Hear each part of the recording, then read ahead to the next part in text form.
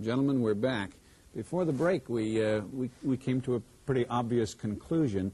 One of the things that interests me is, how did the whole idea of trial by jury begin? Where did this all start? I think that's an interesting point, because I think it's a little bit older than even our country. I know that our founders were well informed about it, and they incorporated it into our system of justice, and they endorsed it.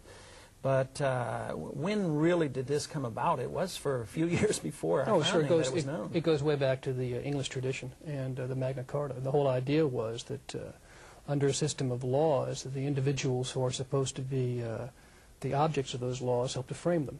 That's what the Magna Carta was all about, and the trial by jury system was a way for individuals in a small town to help to decide and implement the laws that govern that town. Larry, how do the judges prevent the jury from getting the information, and how would this work? I mean, let's say we have this concept reintroduced and is accepted. How does the jury even make the decision on what they want to hear? The judge now comes up, and if there's information, he'll say, well, that's inadmissible in court. Well, how in a practical sense would this come about, where the jury could demand or ask for or get more information? Well, we are holding conferences that discuss what access the jury will have to the evidence, and enlarging the amount of evidence and the degree of evidence and so forth that the jury can review before it makes a decision is definitely one of the points.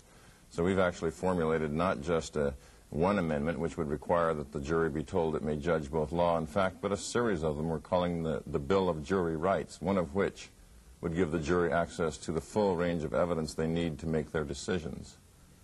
And of course, they would be emphasized that they could rule on the law as well. On the law as well. This is the reason that's been forgotten and is not used. In fact, that juries are now told that they may not judge the law stems from a decision by the Supreme Court in 1895 called the Sparf and Henson decision, where the Supreme Court decided that juries no longer had to be told that they had the power and the right to judge the law. So it would be up to the judge. Fortunately, people have remembered over time that part of the job of being a juror is to use your conscience, so they sometimes take the risk and do it anyway. Gee, what's your idea about a voluntary jury? Is there any merit to considering making jury duty voluntary rather than compulsory? I think there's some merit to that, because you're talking about individuals who have stated that they have an interest in the administration of justice in our system. One of the problems with the current jury system is you do sort of draft people, and that always carries some problems with it. You know, one of the real benefits of a reinvigorated trial by jury system along the lines we're talking about is it might remove some of the mystery surrounding the legal process. It might open that process up and help more citizens understand both its benefits and its problems. Folks, our time's getting a little short. We're going to need to wind this up. So let me ask each of you to comment on the short run for a moment. Gene, what's the next step? What's the first thing that ought to happen to bring more power to the jury? I think one of the things you can do is, in addition to programs such as this, is try to talk more about the notion of citizenship. It's a very common idea, it's a very common argument, but it's not heard much anymore. And if you talk about citizenship, and not just in terms of going out and voting and register to vote, but in terms of one's obligations towards self-government, and how trial by jury and jury service is one of those fundamental components of self-government, you might begin to erode some of the mystery behind what's going on and help to improve the situation. And Larry, you've been living and breathing this issue for quite a while now. What's at the top of your wish list? Well, Mike, we've been out in the streets trying to get a law passed by citizen initiative that would require judges to tell the jury you have these powers that you don't know about formally.